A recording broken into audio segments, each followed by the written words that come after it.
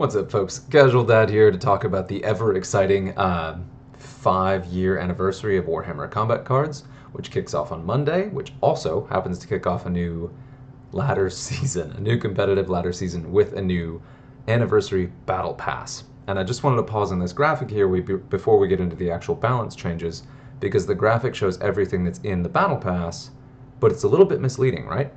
So from what I heard, all of the cosmetics shown here, so you've got your portrait, your banner, I believe your frame and your card backs, all of that is available on the free track of the Battle Pass. Another thing too, you will see that there are 6 different individual named legendary warlords listed there. There are a total of 12. So you see the 6 that are actually on the free side of the Battle Pass. The premium has an additional 6. So even if you do the free side of this Battle Pass, it's going to be really, really good this time. And yeah, so the premium one is one of the better ones they've ever done. The free one is by a mile the best one they've ever done, which is awesome. The guys talk all the time about how much they want to give out loot, but have to make... They don't say it, but obviously they have to make smart business decisions as well. So there we have it. Battle Pass, very exciting. White Scars themed. I wouldn't get too excited. We are basically guaranteed not to get a White Scars Supreme Commander, but boy would that be a shock if we did. Watch this be the return of the Khan all of a sudden out of nowhere, which would actually be very in theme with White Scars. But continuing on, we do have some significant balance changes for this. I actually figured that with all the things coming up for the 5th anniversary, we wouldn't see significant balance changes, but we do. So I'm going to get right to it. I'm going to go ahead and read Harry's words, and I always feel like he's trolling me a little bit because he knows I read these, and so I'm always reading them for jokes, but then also the actual balance changes in this are pretty awesome, so we'll get into it. So, greetings citizens, we interrupted our usual schedule for some breaking news. Da-da-da-da. To mark 5 years of combat cards this season is a special anniversary season. Ta-da! This means you can expect bigger and better rewards, including copies of 16 different legendary warlords. There's 16, not 12, my bad. Oof, wow, okay. The Warlords on offer will cover the span of combat cards, so it gives us a chance to boost old favorites and maybe even get your hands on some Warlords for the first time. Spoilers. The balance of the game overall is still in a great spot, which is great. With that in mind, and the focus on all of combat cards, we're revisiting a number of older legendary Warlords. Ooh. While none are getting a full rework, some of the most expensive Warlords have been reduced in cost because they don't compete directly with the Supreme Commanders, whose cost they butt right up against, giving them more space in their decks and a cleaner gap between them and the new Supreme Commanders. Now, part of this too, there's a huge incentive to get these Supreme Commanders in players' hands because as they're designing more of these, they've got to keep an eye on game balance across the entire course of the game. So they're looking not just at the existing Warlords, but the ones that are in the works and the ones they're designing in the future. And if some of them are never getting played, that's a problem. So they want to increase the player pool, and this is a great opportunity to do it. So let's see it. Number 1, Eldari, the Fury of the Craft World, the Avatar of Cain, going down 5 points. Now this is a natural one because the Avatar was, for a while there, the most expensive warlord in the entire game. And even as others have been released, he's remained very high in the points cost. Now the reason for that is because his ability is really strong. That is, anytime any card dies, one of your friendly cards at random gains plus 15 melee attack. And with things like Jane Czar, the Banshee Phoenix Lord? Phoenix Lord. And then also the Harlequin, not Death Jester, Solitaire with the Furious Charge and the Death Blow. Cards like that, plus the Shielded Wraith Guard, there are cards in there that benefit hugely from that and just become absolutely monstrous by the end of a match. So there's a reason the Avatar himself got the -5 cost in addition to -40 wounds. Another thing there too is that the Avatar was not initially designed with Fear as a secondary trait. So now it's added the secondary traits, and one of those is now Fear. So its durability is actually dramatically higher than it was designed to be.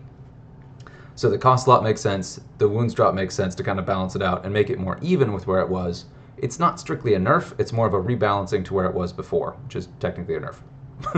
But anyway.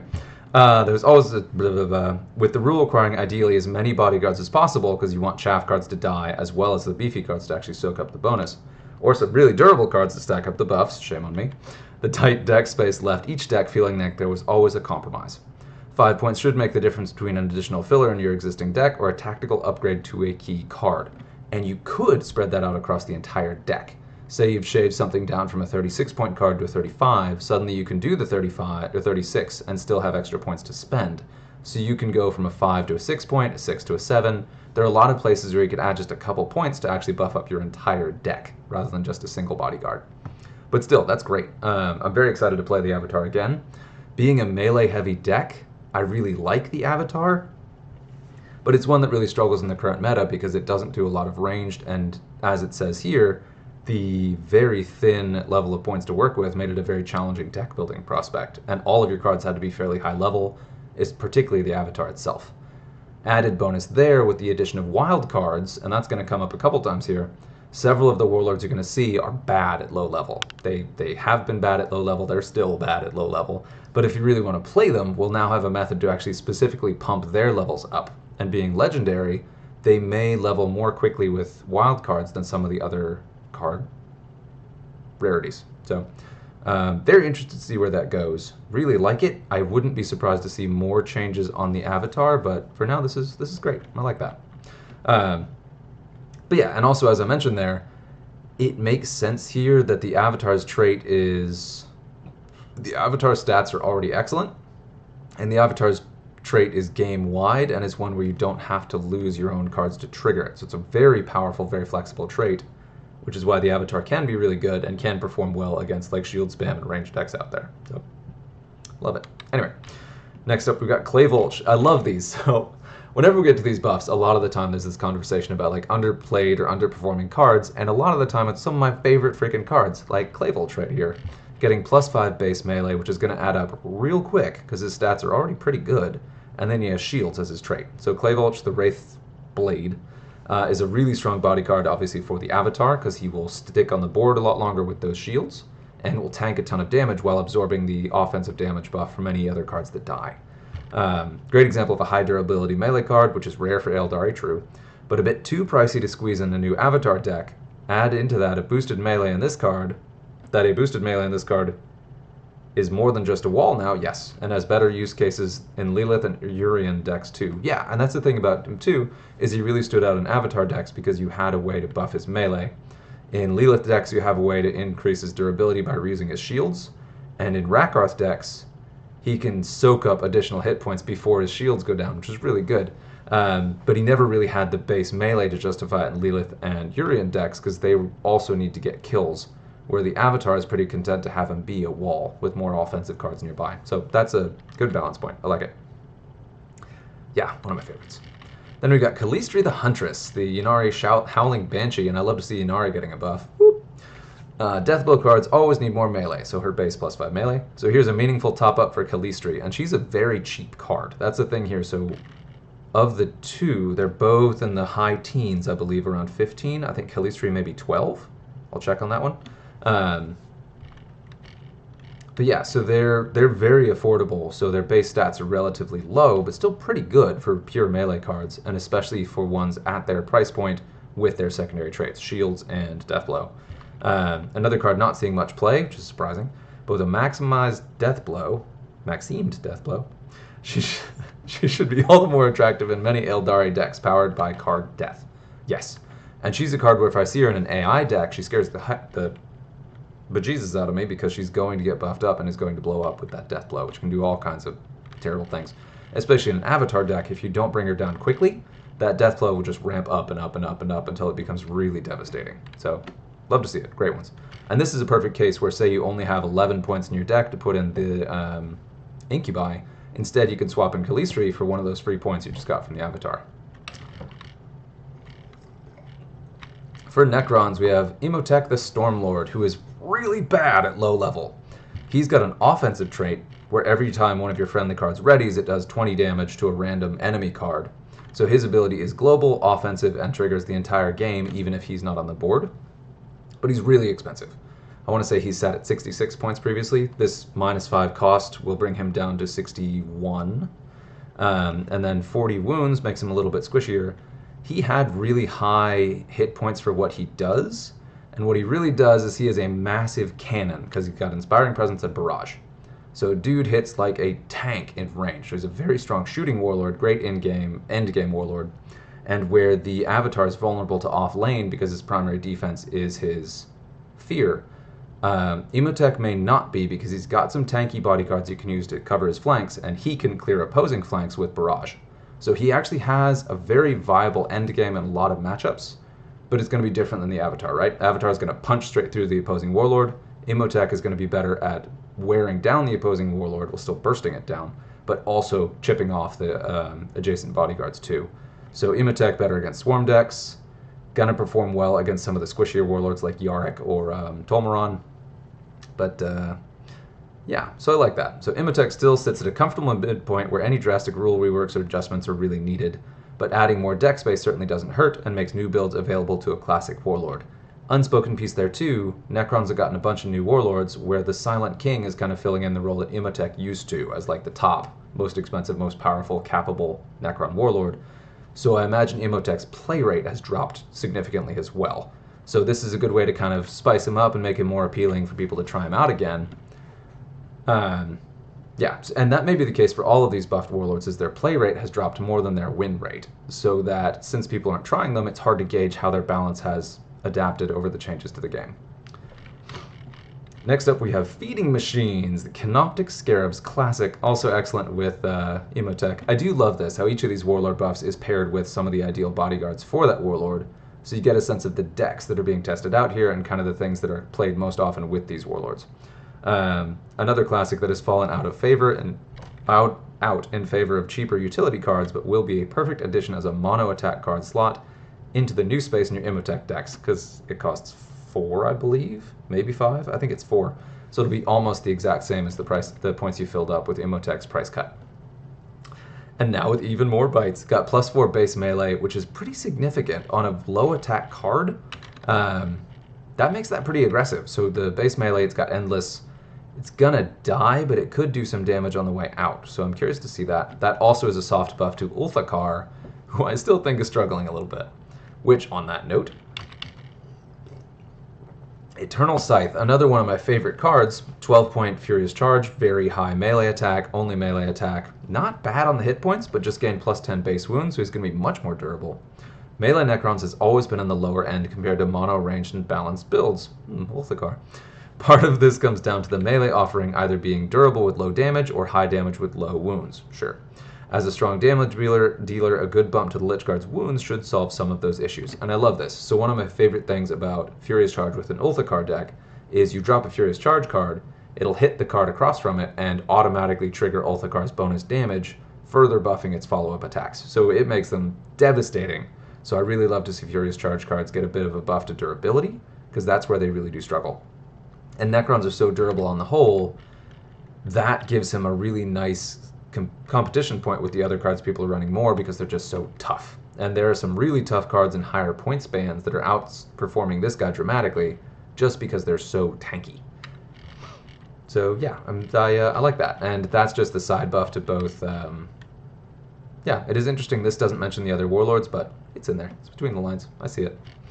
Next up, we got Space Marines. This is an interesting one. So we got Guilliman, author of the Codex. Additionally, the end of turn, so this is the secondary part of his double part trait as a Supreme Commander.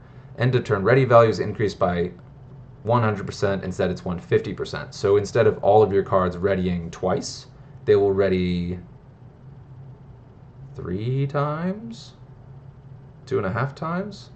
Not sure of the exact math there, but there's a whole another half ready every single time. So when you do a ranged attack, you'll ready 150%, which is 2.5 times. So you get an additional extra buff, which is really good as you rotate your attack types between melee, ranged, or psychic, because you'll be building up readies in the other attack types in between turns, and that additional ready is really going to add up. Let me read Guilliman was one of our first Supreme Commanders long before they were even a concept, and as such his rule may seem a bit on a different scale to the others, sure. While not a slouch by any means, his stat line was where a huge amount of his power came from, like 400 hit points, and his ready boost rule could too easily be picked apart by outflank and the like, sure. With the boost amount increased, his attack pivots should be all the more devastating and give a lot more value to an alternating attack strategy rather than just rely on one-turn strikes. And as another direct one-to-one comparison here, for the last Necron quest, I was playing the Silent King quite a bit, and in that you could actually stack the readies, because the Silent King's rule is very similar, except that at the end of the turn, all of your friendly cards on the board ready. So if your deck is all the same ready type, you could really stack those buffs for a mono attack. Guilliman couldn't. It was always 150% every time, and only an attack type you didn't use.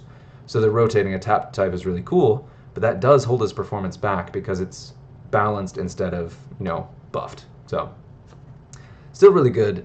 Still a very powerful warlord, and is in my campaign, so good luck. We'll see how that goes. And then this is another really funny one. I saw this guy and immediately was like, that's one of my favorite bodyguards. Why is he underperforming? Brother Cirrus, the Ultramarines Reaver, +6 range, +6 melee, which is a huge buff to those base stats on a low-cost common card. He's always one I reach for right away because he has good ranged and good melee for the cost with fear. So he's a massive tar pit. And now he's just really good. If Guilliman is getting a boost, it makes sense to follow with some more Ultramarines. Cirrus is a classic all-rounder, but one that feels his age a bit, perhaps, sure. With knife freshly sharpened and bolt rounds newly blessed, he should be dealing notably more damage behind the protection of his fear trait. He's also one of the released cards that came out, or one of the released models that came out in the box set that Guilliman, the 8th edition box set that Guilliman was released alongside. So it makes sense to see him buff too in this whole anniversary edition where we're celebrating the individual box releases of the games to highlight some of the models and miniatures that came out with those. So that's cool. I like that. Next up, we got Ancient Basidius, who I don't use because his stats suck, which is recognized. +10 wound, +5 range, +5 melee. Nice. With a wealth of inspiring presence options, everyone's favorite starting piece often gets outstripped. An all-around glow-up should bring the Ancient back to modern times and hopefully see play in more than just beginner decks. And that's really cool, because cool concept, cool model, great price point. But yeah, his attack stats were well behind. And these three together are a really terrific combination starting point because, of course, Inspiring Presence stacks with Guilliman's base ability, and these two are ideal examples of Ultramarines who are cheap, so they fit in with an expensive Warlord, and also have a balanced attack stat. So their ranged and melee are identical, so they hit just as hard in either, and are perfectly comfortable switching off between the two. And they're also cards that, even with these buffs, still have fairly low attack stats, which means that as you start pumping those with Guilliman's flat buff, plus Inspiring Presence, plus your buffed readies, they suddenly become extremely dangerous for cheap cards. So, love to see it. Very cool. Orcs. I got mixed feelings about this one. First up, Ghazghkull Thraka. Now, since this guy got the Supreme Commander, Ghazghkull fans really want to run the Supreme Commander. So anyone who has him is running the Supreme Commander, definitely running him less. And his ability has always been sort of on the funnier side that doesn't scale well, where it's very good as a beginning player, but then later on in the game, it didn't compete. So at high-level games, in PvP, you just would almost never take him because he just didn't compete. So his trait was, every time anytime an enemy card dies, Gaz would get a permanent +10 to his base melee. Now it's +20. It is doubled every single time there's a kill on the board by any of your friendly cards. Gaz will get +20 melee attack, which adds up real fast. We're also going to see some actual Horde decks seeing play, particularly with things like the new Supreme Commander Gosar. Yeah, really good. So, yes, original Ghazghkull is set up to be a game closer, yep, but with increased lethality of the game, even his boosted stats don't feel as game-ending as they should do. So with a buff to his melee boost, he should be able to more reliably clear the lane in front when he drops and make his feel like more of a momentum swing than ever before. Also note he has Furious Charge as his primary trait, so I think it's his primary, it might be his secondary. But he has Furious Charge, he's legendary, so it can go up to rank 4.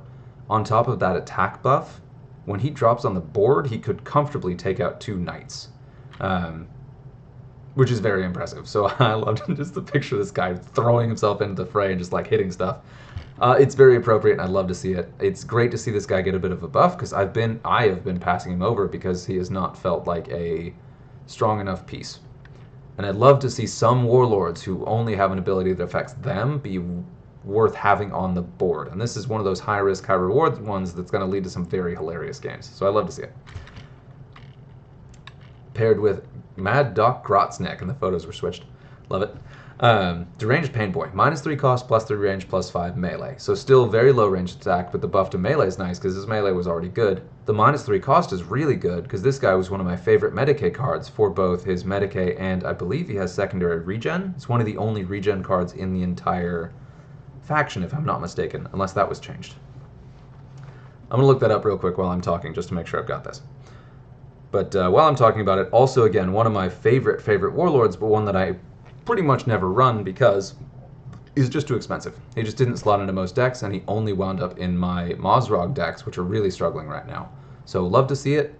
We'll see if -3 is enough, but with his stats, especially with a stat buff, and Medicae, and his existing melee being very good, it's pretty great. So we'll see. Yeah, so most expensive Medicae option, this has squeezed Mad Dog out of a lot of lists. Bringing his cost down along with increasing his attacks should make him easier to fit and get stuck in much more reliably, which I love it. And especially with Gaz's buff, that is really cool. Let's see, Orcs. Mad Dog Grotznick. Where are you, buddy? Oh yeah, there we go. So currently sitting at 26, this will put him at 23. That's still pretty high, but reasonable. And he has anti-infantry. So he's got Medicae and anti-infantry. So that base 5 melee plus anti-infantry is going to make him chainsaw through some stuff very effectively, which is great. So cool, love to see it. Now what's really funny is when I first looked at this list, these photos are switched. So I saw Flyboss Skardaka next to a -3 cost, and I immediately flipped out because I still have trauma from this sucker. Back in the day where there was a Badruck wall where any time you played in the ladder, there was a point you would hit around like 2200 to 2600 trophies where like you were constantly up against Akaran and Badruck, and it was miserable. And you would just wait for this plane to drop on the board and ruin your day over and over and over again. They've changed that, so the forced Warlord rotation is a massive fix, huge quality of life fix that I still love every single day. So he's not the threat that he was, but I still remember all the times where this guy has been just completely over the top. So every time I see a reduction in a buff to him, it worries me. But I do like how he's combined with the buff to Gaz, because that's not anywhere near as bad as a Badruck deck, and it's definitely an appropriate bodyguard for Gaz. Being an expensive Warlord, you want bodyguards to get kills and then die, so it's perfect. The Dakajet, for those of you with long memories, an infamous card that had to be nerfed at least 3 times in the Badruck meta heyday. Boom. Long since passed. Is it now? Which, yeah, it is. It's only fair that he's back to his old self and ready to lay down some serious Daka. Okay, we'll see. I reserve the right to be upset every time he hits the board. But, I mean, not really, but, you know. So, this was, I actually messaged Terry when I saw this. I was like, you freaked me out. I saw the Flyboss with the points reduction. Oh, man, I'm glad it wasn't. And then I scrolled down and was like, it's worse than I thought. So, anyway, we're past that. Tyranids, the Swarm Lord. This one was, again, one of the top most expensive warlords in the game by a good bit, and now is outperformed by several of the Supreme Commanders. He's still really good, though. Couple things we'll talk about. So he gets -4 cost, which is excellent. -30 wounds, which he doesn't care about because he's got shields. Level 1 Swarm Lord has 2 shields, so the reduction in hit points will be fairly negligible, and then as he levels up, his hit points are extremely high, plus 4 shields, so he's fine. Another classic big warlord with a case of too big to fit much else, sure. And when you're nids, you want as much space for your biggest monsters, also true. While 4 points isn't going to be revolutionary with the amount of versatile affiliate options, or now the ability to something like the Winged Prime instead of a warrior, there should be plenty of new options to play around with. True, and having just a couple points shaved down here really helps. I run a ton of Psychic Nids. One of them changing from Psionic Brotherhood, we'll get back to that. But one of them changed from Brotherhood of Psychers to... Never mind, won't talk about it. Anyway, that deck has changed a little bit, and there are a couple of really good Psychers I want to put in there that were just a couple points too much to fit, and that will help a lot. It's only a couple points, so he's not going to be totally over the top right away, but it's enough for me to really experiment with some new builds. And my Tyranids are super strong right now, so I'm excited to play around with that. Speaking of, this is one that changed from Endless to Furious Charge. And yeah, I think actually the artwork changed on it too. So it's been sort of struggling to find a spot because it has such low melee that it really wasn't doing well as a Furious Charge card. Now it is better in a Gosar deck, but now it's better. Either Gosar. And then was also fairly good in a Parasite deck, just being a quick delivery of the Infect thing. So it's got a home, but I do really appreciate this because it definitely was struggling. Talking of good filler, the Gene Stealer often gets squeezed out, yeah. With a new max damage of up to 53 on a 5-point Furious Charge, it should be looking much more attractive. Perfect for your new Swarmlord deck or a great free damage burst for the Parasite. I do think Gosar is going to benefit from this guy more than Parasite, especially with the high base damage because the base will be buffed. Um, it's still okay in the Parasite decks, but best to kill an injured card or clear a shield or something. You don't actually rely on the damage from Furious Charge for that, but if you hold the sucker in your deck in a Gosar deck, it's now going to hit like a truck when it actually hits the board, so that's very exciting. And also particularly good in a Gosar deck because it's under 10 points, so you'll get 2 of them in the Supreme Commander Gosar, which we'll talk about soon. This is one of my favorites, and I was really surprised to see this guy get a buff, because this is one of the best Psychers in the game, I think. He's got really good hit points, good cost, crazy damage. If you're running a mass Psyker deck, the Neurothrope is phenomenal. Going down 3 points really helps squeeze stuff in. Combined with the -4 to the Swarmlord, my Psyker deck just went down by 7 points, which is dramatic. Yeah. Another classic build for the Swarmlord was Tyranid Psychers. Well, with the Neurothrope down by 3, that's now a much more interesting potential of 7 more deck points for Swarmlord Psychic. With Tyranid Psychers also being on the more expensive side, reducing the cost of a Psychic Link card makes sense to allow it to get the most out of its rule more reliably. Very nice. Yeah, a lot of exciting changes, somewhat more subtle than some of the seasons, but these are some old hats that really needed a little love, and this is spot on for what they need, so sweet. That's it for this season. Some new life into older Warlords with some complementary bodyguard boosts. Whoops. Come on, be nice about it. Commented both old and new. There is so much to look forward to in the coming weeks and the whole month to follow. Let's take a season to absorb the nostalgia and bring some classics out to play. I like challenge accepted. Let's do it. When we get to a PvP campaign, Swarmlord time. Or Gaz time. I gotta try that. So, yeah, there we are. To close out, if you haven't already used it, you want to use the promo code FIFTH. Just the number 5 and the letters TH, lowercase. Just 3 characters. Try it. It is a free Supreme Commander plus all the cosmetics that are associated with it. I'm not going to spoil who, so go to town. Anyway, that's it. Until next time. Cheers.